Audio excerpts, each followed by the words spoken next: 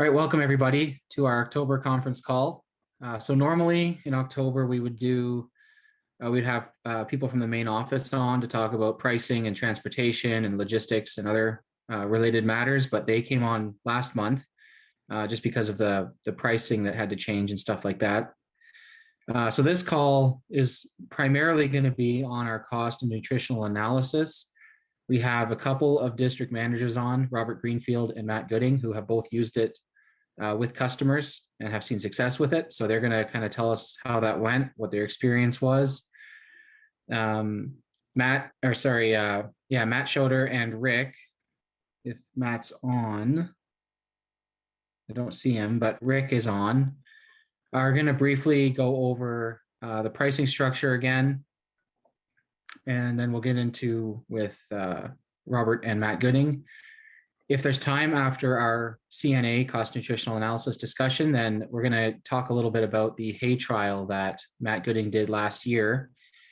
Just briefly to pique your interest, it was a full season soil sample trial where he took a soil sample, two of them, a sub and a topsoil, every week on a Sunday, sent it in for testing. So we get kind of a season-long picture of what those tests were telling us. So if there's time in the end, we'll discuss that.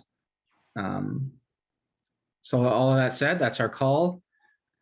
Rick, if you want to briefly discuss the pricing, and then we can get into the other portion. And just try to keep questions. I'll kind of intentionally have periods for you guys to ask questions. For those of you who are on phones, it's *6 to unmute yourself. For those of you on the computer, it should just be a relatively easy to find button. So Rick, if you're ready to go, you can take it away. Cool. Thanks, Zach. Happy Thursday, everybody. Appreciate you joining us. So I'll try to make my part pretty quick and painless. It's kind of a repeat of what we talked about last month, but because there are some changes, it probably is beneficial just to kind of go through it. Probably the most important thing is the 10% cash and advance discount policy. That actually started a month early this year on October 1st, and that's going to run through December 15th. This is a month longer than we normally run this discount, and we did that with a strong encouragement of some of our district managers, and I think it makes perfect sense. So that's a big change. We had a lot of strange things that happen with pricing, and it's strange for us because in the history of growers, normally when we set the price in the beginning of our sales season, it really doesn't change very much. I mean, we make the very strong statement that price is subject to change without notice, but typically that doesn't happen. Well, like everything else, this last 2 years have been a little unusual. And we saw our costs for some of our raw materials and transportation increase very quickly with absolutely no notice. That happened just like a week after we set our price for the year in September and sent it out to everybody that our price was going to be effective October 1st. Lo and behold, we got two price increases from our two primary suppliers, one on the actual raw material costs and one on transportation costs. Totally out of our control. No idea what was going to happen. But what we did as a company, which was kind of in line with the way we operate, we decided we were going to eat those costs and we were not going to adjust the price until November 15th. So November 15th, there's going to be a modest price increase. But I think it's worthwhile noting that our cost actually went up October 1st, and we didn't do anything with the price. The 10% cash in advance discount, that's going to go on until December 15th. But we just felt like we didn't want to upset the apple cart and cause any extra confusion and increase the price any sooner than we felt like we had to. So on December 16th, the cash and advance discount will jump back to 8%. My hope is that the price of growers won't change, but I don't know. We'll try to keep you in the loop as best we can. The one thing I have experienced is that the way growers sets our price is based on our actual costs. We don't base our price based on what the market will bear, supply and demand issues, things like that. A great example is we had a big price increase in transportation costs from one of our raw materials. It's a raw material that we unfortunately have to buy overseas. It's good quality, we get it at a good price from a good supplier, but that's because of the nature of our raw materials, that's where we have to get it. The cost to transport that material has been $2,000 per container. In the course of 2 weeks, the price of that container went up to $20,000, okay? Obviously, we have no control over that. There's big issues, but that's a total supply and demand issue. The shipping company is making an extra $18,000, totally outside of our control. Those are the kind of the issues that I think that are happening in the whole ag market. And maybe the reason why some of the fertilizer prices are going up as much as they are. Not because anybody's costs are going up, because this is an opportunity for someone to make some more money. And there's nothing wrong with that. It's just not the way we do business. I'm really proud of the way our team has put this year together and really tried to keep our price as low as possible to help support our customers as much as we can. So in terms of pricing, that's where we're at. Hopefully you're not going to see any more surprises from us, but as things change, we'll certainly keep you in the loop. I'm very thankful for the team I have at Growers for keeping on top of this, and especially thankful for all of you for being part of this great experiment we've had going on since 1955. We wouldn't be here without your support, and I'm so appreciative of everything you do for us. So with that, I will turn it back over to Zach. Thanks. Thank you, Rick. I'd like to add too, guys, that growers' price overall between the two increases is the price increase is below 20% of what it was before.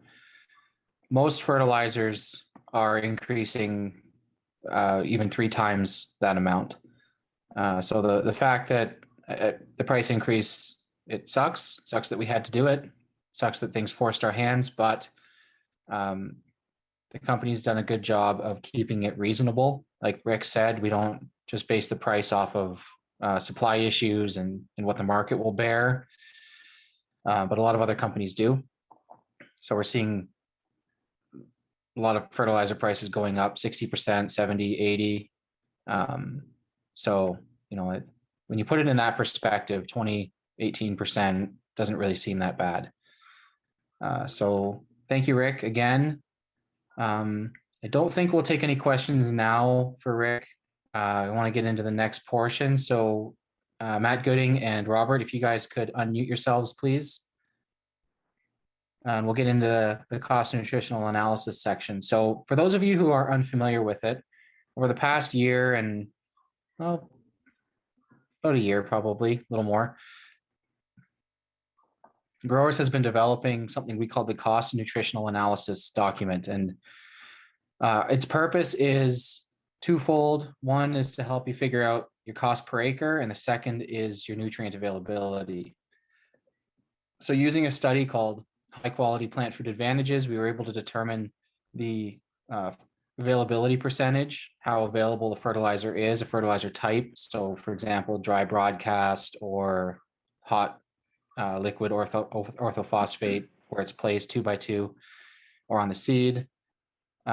Determine how available to the plant those products actually are.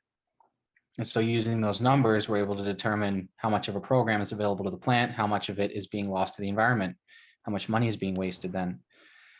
It's been a great tool for those that have used it.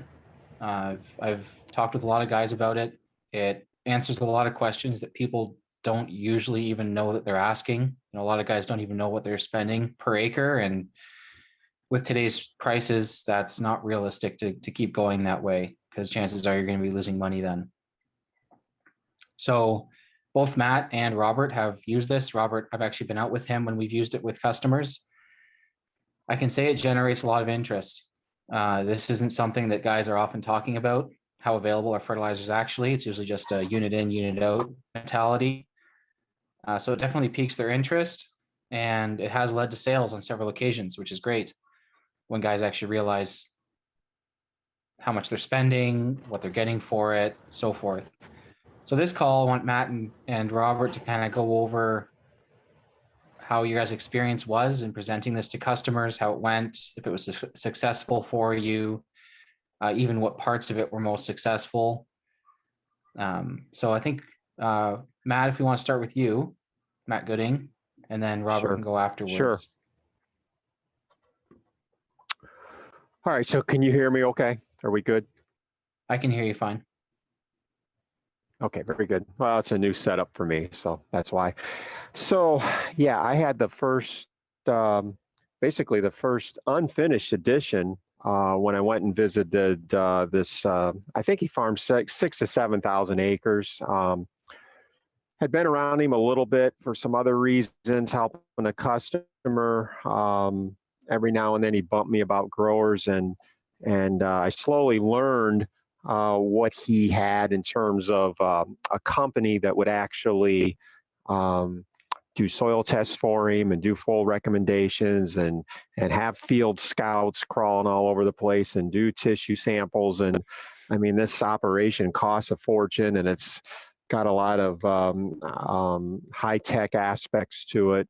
And so his planter, his 24-row planter, same thing. He has basically, he can put anything he wants anywhere he wants around the seed, below it, above it, to the sides or whatever. And he was using 1034-0, 3 gallon of the acre in what wings, side putting the 1034-0 not directly on the seed, but just onto the side of the trench, so to speak. And so what was interesting there is I made a comment to him, and I said, well, I'd love to show you why that's not a good idea. And he had made a comment that, well, this particular company that he works with said that they had done all the research, and that's the best place to put 1034-0. And I said, well, that's just for that particular year. I mean, he knew I knew what I was talking about in terms of the salt load and the fertilizer. And so it led to a point that one day here in September, and again, we had the the original copy that wasn't quite done. Took it to his office, and we sat down for a couple hours in the afternoon. And what was interesting is we started running the 3 gallon of 1034-0 against 3 gallon of growers. And, you know, right away, when he's seen the final results, being able to type it in right away and see stuff was the key.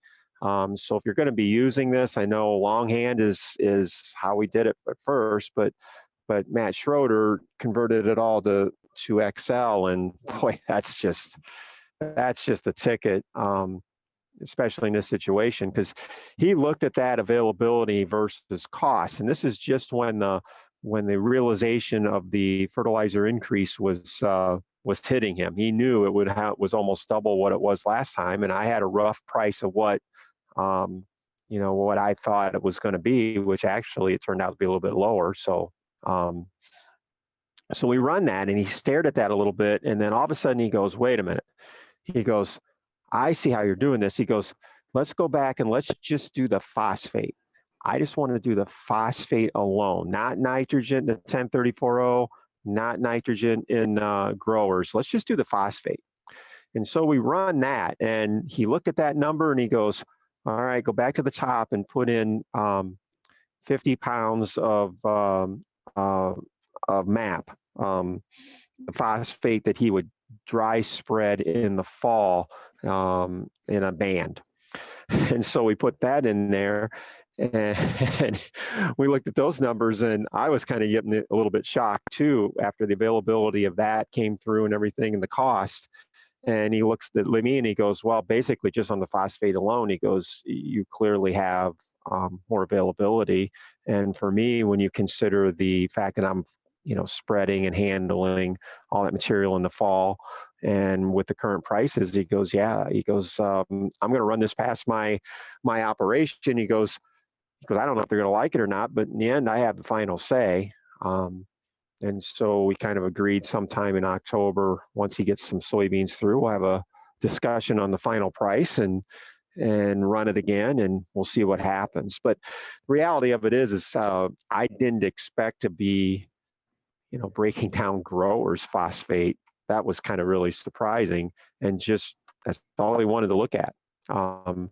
So the versatility of this, and trust me, I wasn't familiar enough, I hadn't worked with it enough, and I still feel like I have to work with it some more yet, because when those kind of surprises come out, we knew how to do it real quick. I would tell anybody who's considering using this, you got to handle it a little bit. I mean, it's like anything else, you got to get used to it and, play with it for a couple hours, and you'll be fine after that. It's kind of fun to bring the farmer in.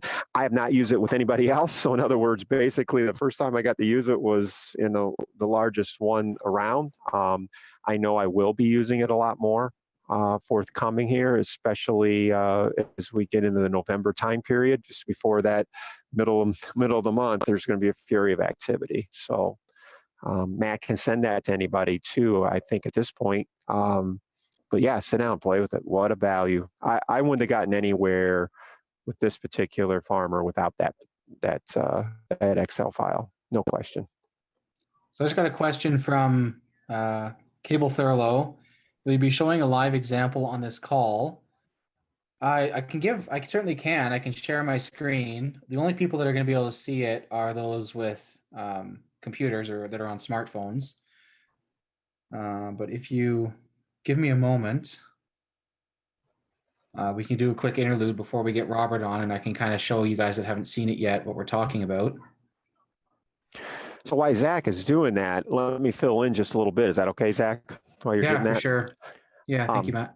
Yeah, and again, understand that people don't necessarily know what fertilizer prices are in the past.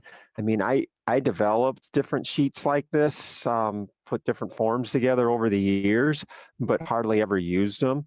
But boy, with this fertilizer price being front and center, and efficiency aspects, it's a really big deal. I got one of my larger grain operations that put 10-gallon of growers on. He puts 7-gallon in 3 different spots around the row, and flew on 2-gallon, and doesn't use any other dry fertilizer. Been that way for 15 years. He's running some of his best corn he's ever seen, significantly higher this year. And so that's shaken up his circle of friends, simply because, he's figuring out that whole cost thing. And it's got him quite shook up a little bit. So the value, the number one tool you have this year in terms of selling this product is that. We also talked to some of the local elevator people. And the thing about that is they can't quote a price for any dry product fertilizer. He said 28% was north of $600 a ton. Not sure if they can get it. And again, this is what we're starting to see more and more. When it really comes down to it, growers has, product available ready for delivery at a set price, and that's just not out there a lot. So, my whole philosophy, in terms of how to approach a new customer, really the CNA is the lead item. And then based on what they're doing, what kind of program they have, dry, liquid, or whatever, we're just taking some of our research material, which is all available to you out there also. And that's what I'm currently working on, is tagging it to the CNA. So if someone has an issue with, this whole dry fertilizer availability that they see on the CNA, we can show them different lab results and different experiments that we've done, kind of in our discovery role, to let them have an aha moment. And so the other thing too is keep in mind that just from the nitrogen end, this is just helpful to current customers. I know I have a couple that says, you know what, I want to know, ammonium sulfate versus 28%. What should I be working with, or versus urea? And we can run it through that. You can just run just their nitrogen through this and literally help our existing customers. Now, I'm communicating that to my customers, but more and more of them are starting to figure that out, and those conversations will be happening. A lot of them will happen on the phone. So I just pull it up on the computer here, and it isn't like you're out in the field necessarily with that. Okay, Zach. Thanks, Matt. I'm just I'm unable to share it because I'm not the host. I have to get permission, so I'm just waiting for that. So I think in the meantime, I'll say a brief thing. In addition to covering fertilizers, we've also found a study that covers manures, various kinds of them, whether it be solid or liquid. Not a lot of guys have used this because a lot of guys don't use manure. And the numbers that we have were simply like a broad average of many different manure samples from Kansas, where the study was done. But this, it can also be a foot in the door with somebody if they're curious. And it's kind of, it allows us to cover pretty much every product that's out there, from obviously chemical or manufactured fertilizers all the way down to manure. So I'm still unable to share my screen. I'll continue working on that. Robert, are you there? I'm here. Yep. All right. Go. If we can talk a bit then about our experiences with using the CNA with different customers. Yeah, for sure. If you want to start out, Robert, and I'll kind of pop in along the way. Yeah. Okay. Thanks, Zach. Good evening, everyone. Glad to be here. The cost analysis sheet is something I've been looking for quite a while now. I've been with growers since 1995, and in those early years, you'd be dialoguing with a potential customer or with a customer, and you'd always end up talking about the percentage availability of the fertilizer they're using, including growers. And I can remember even back when I was a kid, my dad used to take me to our Grey County Soil and Crop Association annual meetings. And I remember there, and I think I was probably 11 or 12 years old, and I don't know why I remember this, but I remember one of the guys getting up and saying that any fertilizer you're using was only about 25% available. And for some reason that stuck in my mind, and maybe that's a good thing. Because as I spent some time with growers, found that that question always came up. And so I had a little bit of a rule of thumb that I kind of developed just based on the some of the numbers that I'd read up on, and I'd actually had a few customers that were only foliar feeding growers, and they were still using dry material for starter on corn or small grains or something like that. And so I actually made up a 10-20-10 dry analysis. I had some program that I could do that with. And they would then they'd take that to a fertilizer plant, and that would be made up as a custom mix. And we figured that at that time that 1 gallon of growers 10-20-10 was equivalent to about 50 pounds of a 10-20-10 dry material. So that was something we worked with for a number of years on that.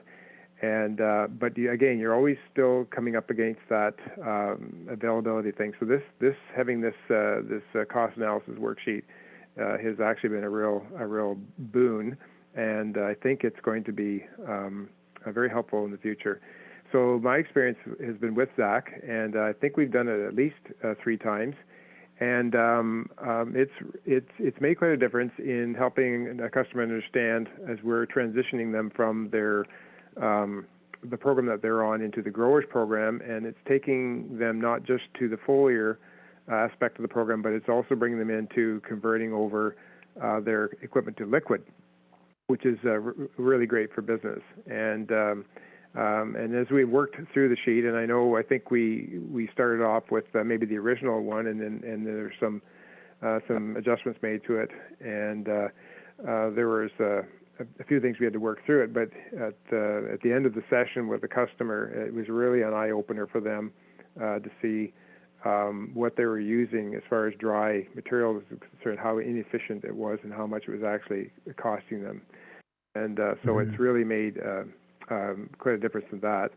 And we're even, I think one customer even challenged us a little bit on the information we had, and so it was good that we could be able to go back and reference this high quality plant food advantages information, and just explain that it wasn't something that growers come up with, that it's an outside source, that the numbers of availability are don't necessarily come from the growers company itself, but they are outside of our circle, and that adds quite a bit of quality.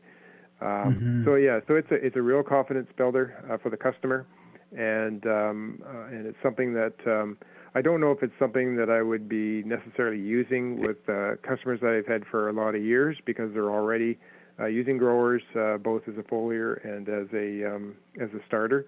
But certainly for any customer that's having any kind of doubt as to what's actually taking place in the field with the products that they're using, this is a great tool to help them sort of clear that fog away. So that's kind of our experience with it so far. Zach might have some other things to add to that. Yeah. Well, I was just going to say too. I was just going to say too that also back in the early days, I came across some information by Carl Montgomery, and he had done some work on comparing orthofos and polyphosphates in liquid solutions as well. So that was kind of an early start on being able to explain to some customers how 10-20-10 mix was, using our phosphorus source was a much better, much cleaner source of phosphorus. So that helped too. Yeah. Yeah. Thanks, Robert. And I'll note too that, so the one example, when Robert and I presented this to one of his customers, the guy was not planting with growers, and he immediately started talking with Robert about getting some pumps for his planter so he could put liquid on it. It made quite an impact on him. The other guys that we've spoken over it with, I know that they didn't make any immediate decisions, but they were very engaged. I know some of you may have experienced, whether it's on a cold call or not, the guy might seem distracted, maybe he's busy. These guys are really interested in this because it really hits home. It hits close to the heart for a lot of people, and it really piques their interest, as I said before. I found that with all three of the customers that Robert and I have used this with. So, yeah, thank you, Robert. Give a brief period now for some questions. If anybody has questions for Robert or Matt, remember, if you're on a phone, it's *6 to unmute yourself. If you're on a computer, just hit the mic button.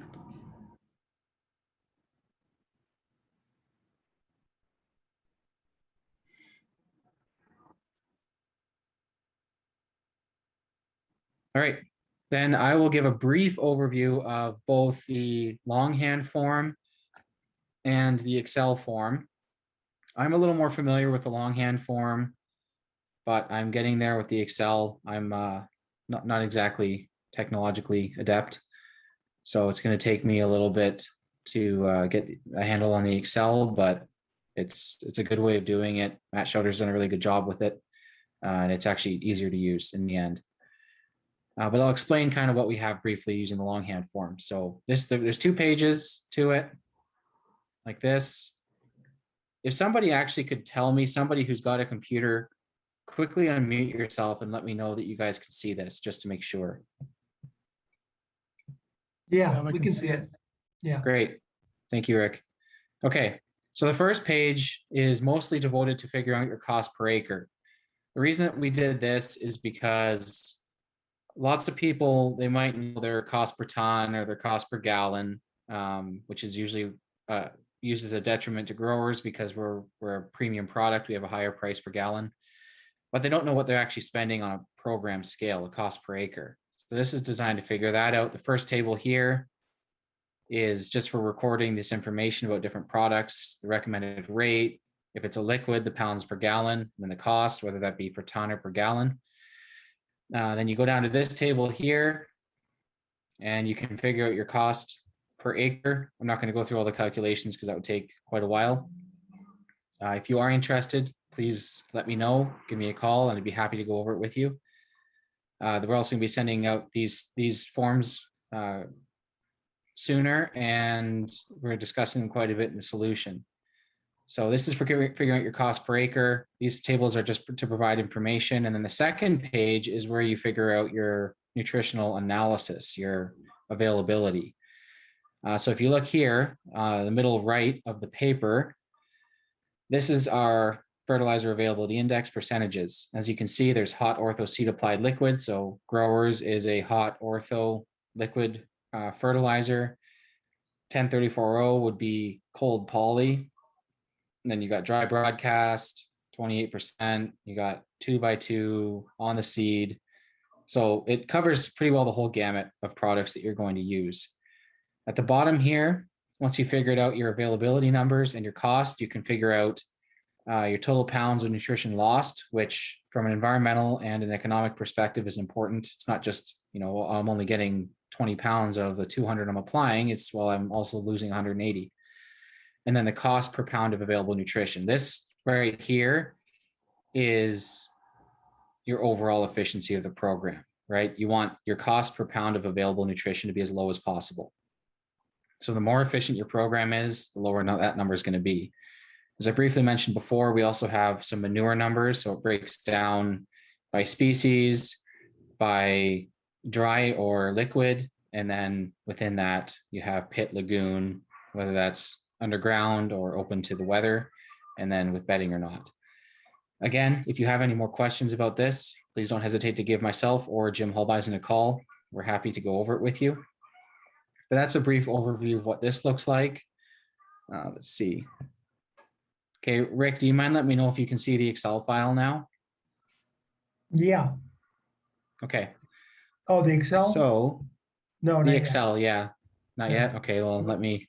Okay. I'm just going to stop sharing and then reshare on this screen because that's the only way I know how to do it.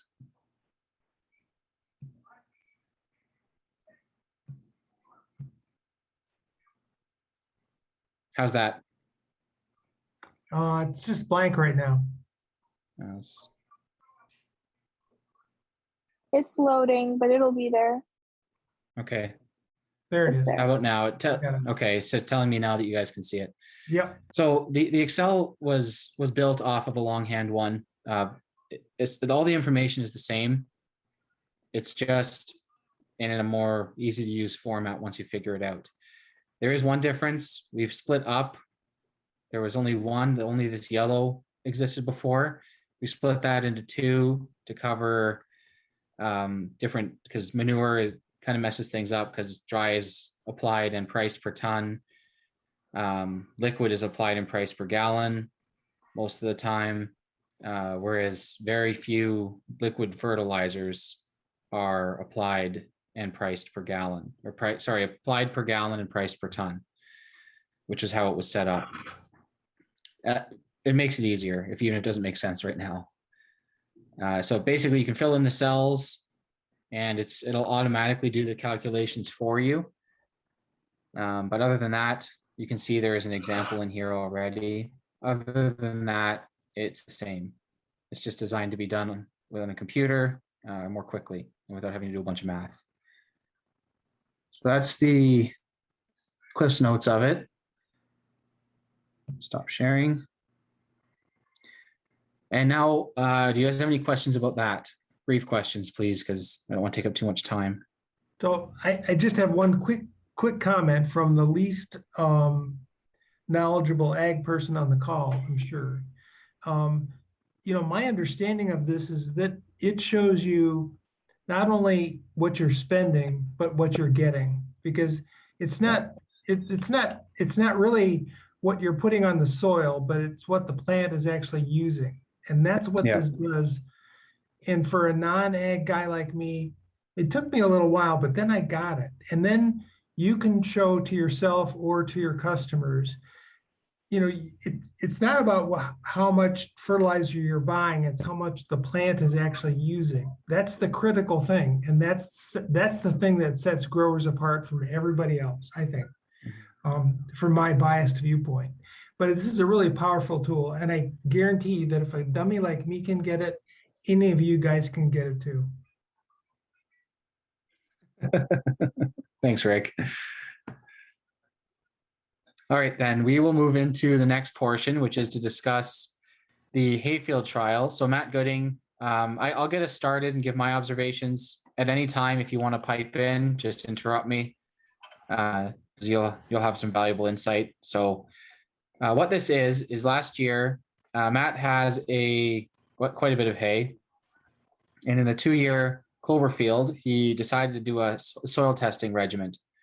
Starting in May, he started taking a topsoil and a subsoil test every Sunday until November. He sent them into a lab all at once, and we took the results, mapped it, and figured out kind of any trends we saw. To give a brief overview, it reinforced everything that growers already believes about soil tests, which is that they're guess at best. They're not to be used for making important and I'll say specific decisions, fertility decisions, and you'll see why. And they're a tool in your belt, but they're not the most important tool. And in a lot of cases, we believe that they are misused. So giving a brief overview of what we did, I'll give a couple of the observations that I found through it.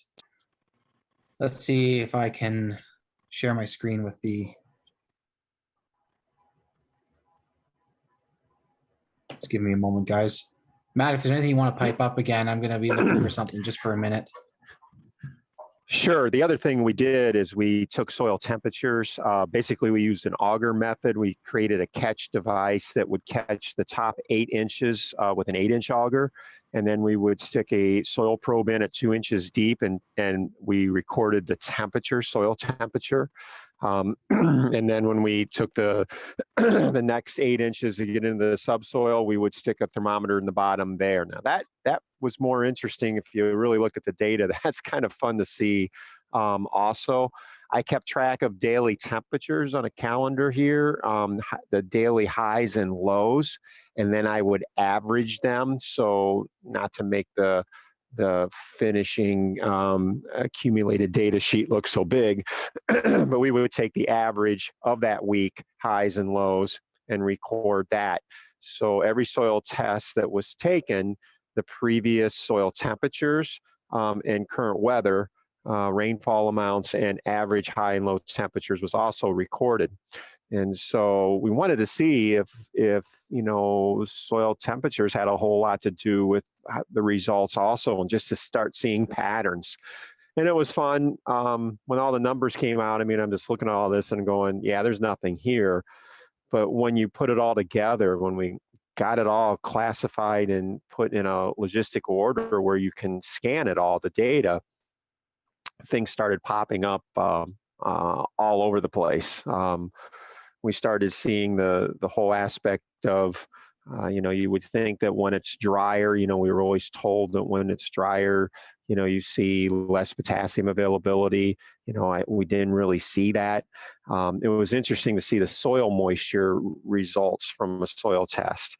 I could almost tell you what the moisture was just by the auger drilling. I got pretty good at that. Once I think it was 12%, once you got below 12%, wow. It was no fun taking them, that's for sure. Everything was done with a grid pattern. All we did is took a panel fence section and we basically did every other hole. So you would be looking at like 16 inches apart. And so we had pipes that were set in the field that we could drop this grid in the exact same spot in that field. And so we were able to just pattern that. And what we would do is we wouldn't leave the hole that we took the soil sample from. We would take soil from just outside of that grid and repack it, sub and top, and we did that just because we didn't want excessive water going in there, maybe percolating out and contaminating, the next one or next grid pattern or the next week that we would take it. Again, every effort was made to keep this as uniform as possible. I think the biggest deal was all 27, I think it's 27 tests, 27 times 2 with the sub, all of them were taken at once.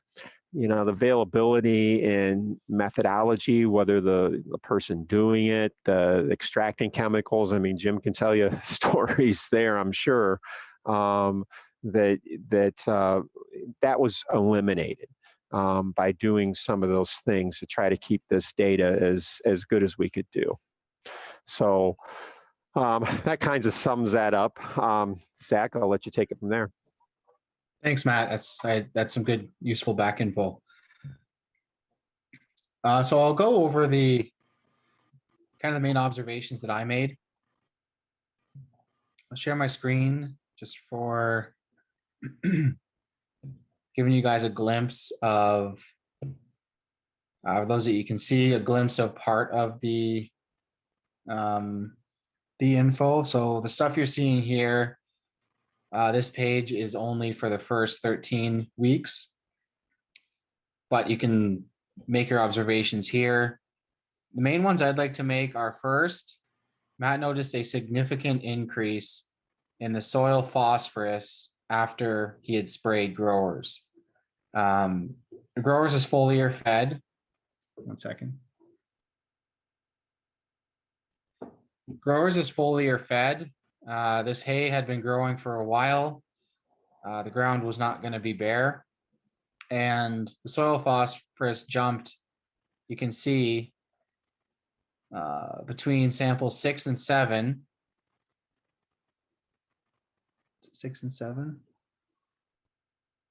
Sorry, 7 and 8.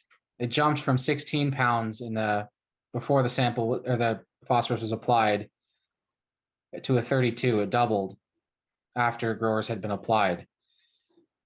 There's 2 explanations that I figure for this, and I think it's a combination of both. One is that the growers traveled obviously from the root, the leaves down to the roots of the plant, where the roots excreted it into the soil, where it was picked up by the soil test. The second explanation is that the plant had quite a boost in health as a result of the grower's spray. It was able to exudate more sugars into the soil, which stimulated the soil biology, which increased the amount of nutrients in the soil being cycled, being made available, and then the soil test picked them up. I certainly think the second point is true, but I think primarily what we're seeing is the first point, because if it was solely the responsibility or the credit solely went to the soil biology, then we probably would have seen a jump in all of the nutrients, not just in phosphorus, but primarily it was just in phosphorus. And so that means a couple of things. One, that the phosphorus is clearly traveling from the leaves to the roots. It's going throughout the entire plant.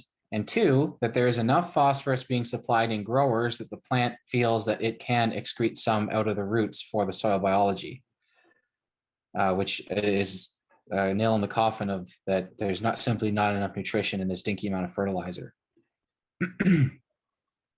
My second main point is, as you can see in the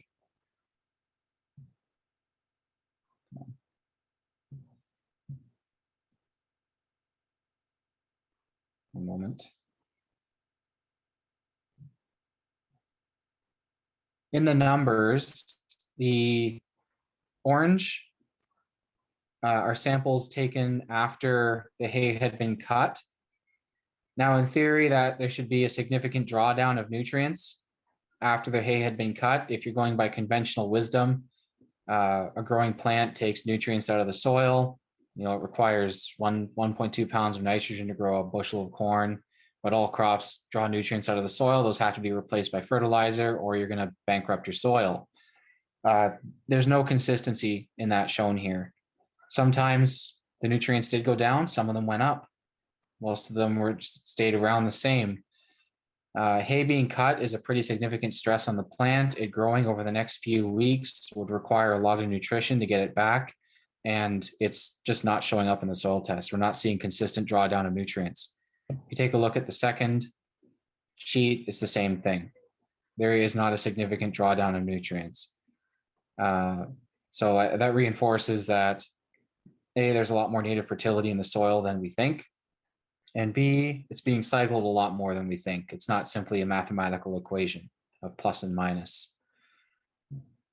So some more minor observations I made, just do a couple more. There really doesn't seem to be a huge correlation between air and soil temperature, moisture percentage, the amount of rainfall, and the amount of available nutrition in the test results.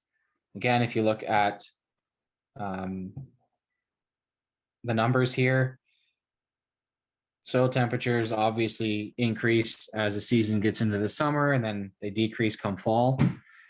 Moisture is all over the place. Obviously, some weeks had some weeks didn't, some weeks had lots, some weeks had a little.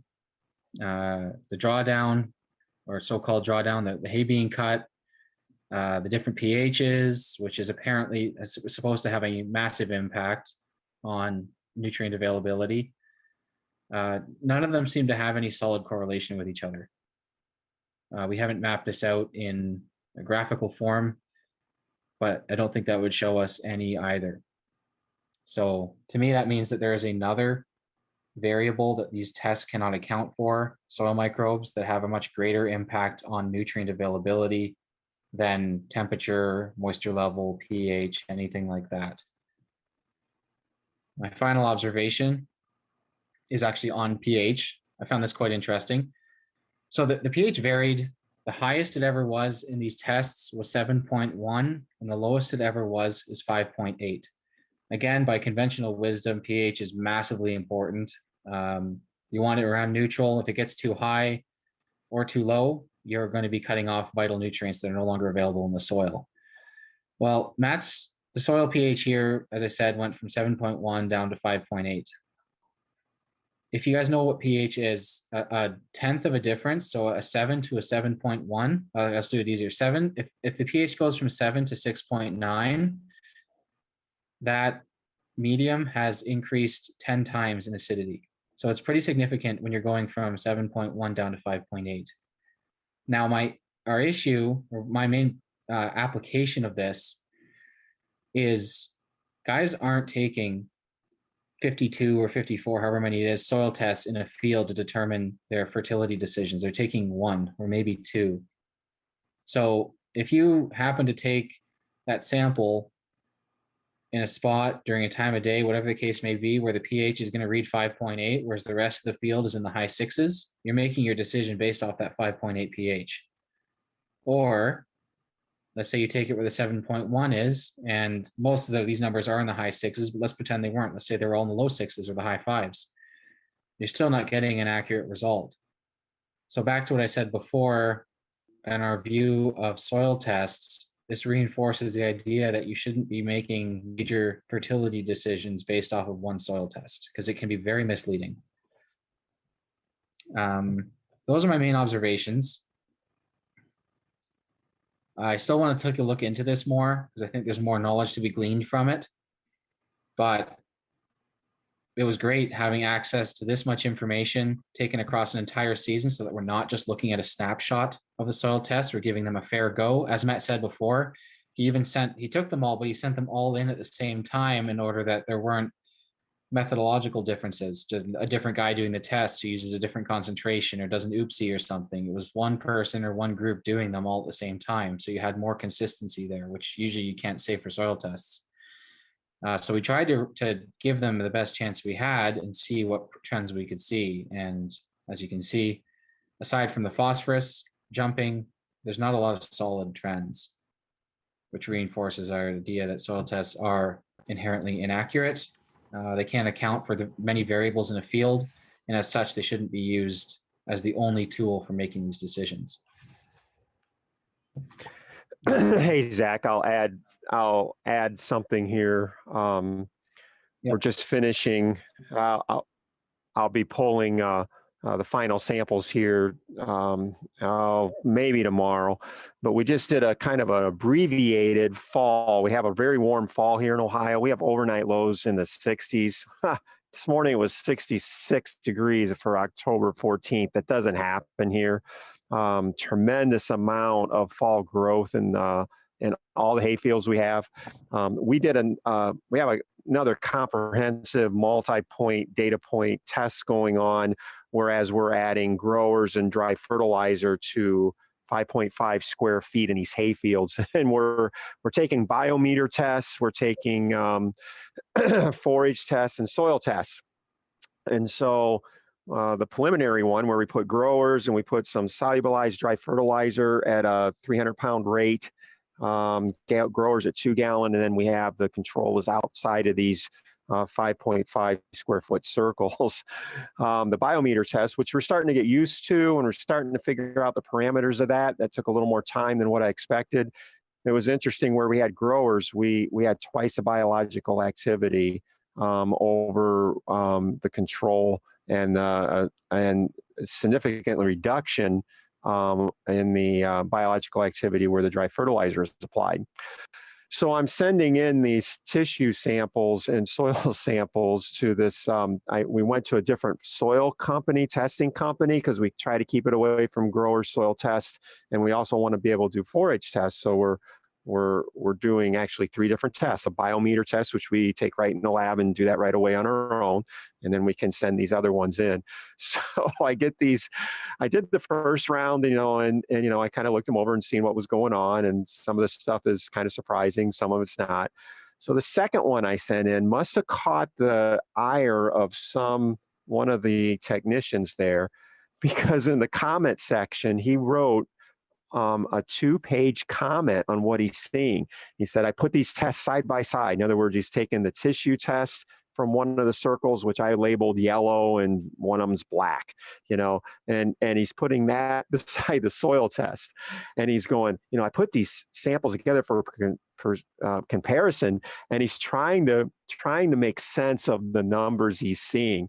And it is just Jim's gonna take a dump laughing at this, and I appreciate the man doing this and trying to figure all this out. But the pHs again are 7.1, 7.2, which he considers too high. So that's why the manganese might be in the little on the low side, even though it's more than adequate. Just all sorts of little fun things that. It's obviously they don't understand what's going on, and they've never seen anything put side by side like this. And here, this guy is obviously pretty sharp, and he wrote a lot of things, and I'm learning. It's kind of fun, and all this stuff will be out here later on this fall here when we conclude. But we're going to take the final one, like I said, in a couple days. So we took the first one 3 days, 4 days after we applied the fertilizers.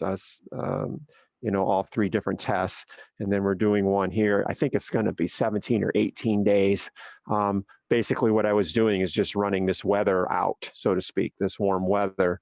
So that way the biometer test would be of interest, why we still have the warm soils. So just a little fun thing that's happening, Zach. Yeah, I'm looking forward to seeing that too, Matt. That'll probably be a topic of discussion once we get all the info in at a later call. I would imagine it's already been quite interesting. Yeah.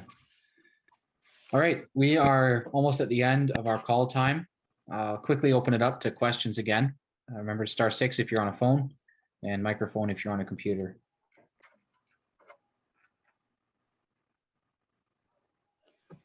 Hey, something I'd like to comment about that soil test. Sure. Thanks, Mike. Sounds good. One of the things that agronomists always bring up was that CEC. I noticed on that, I don't have it in front of me here now, but your CEC supposedly, depending on the type of ground you are, never changes. And I noticed that if them are taking the same place all through the year, they change, all through the year. So that's another thing that, is that I've seen. And we know that CEC will change if you put calcium on there, but this test here, if it was just done all the same through the year, it's interesting to see how much that's moved from 17 on the high down to 11. I seen some of it. Yeah. Yeah, you're right, Mike. I hadn't looked at that a lot, but you're right. Well, if you ever talk to agronomists, they always say, well, your better soils are higher CECs and your lower soils, or, your not so good soils are lower. Mm-hmm. But on there, or that all being the same, it changes all through the year. Yeah. Just something else to kind of, yeah. Yeah, thanks for pointing that out, Mike. For those of you who don't know, CEC is cation exchange capacity. It's the ability of the soil to exchange positively charged nutrients with the soil solution. So that's your base saturation. If you see the percentages of usually magnesium, phosphorus, magnesium, calcium, potassium, and hydrogen. That's what it's referring to, and it is ability of the soil to hold nutrition. Essentially, that's kind of what it's used for. And so, like Mike said, we've seen guys' numbers increase quite a bit after applying calcium. Mike is right. It fluctuated between 17 down to the high 10s, which is quite a bit of fluctuation for something that's supposed to be pretty much a purely chemical test, not really that variable. So that's a good observation, Mike. Thank you. Any other comments or questions?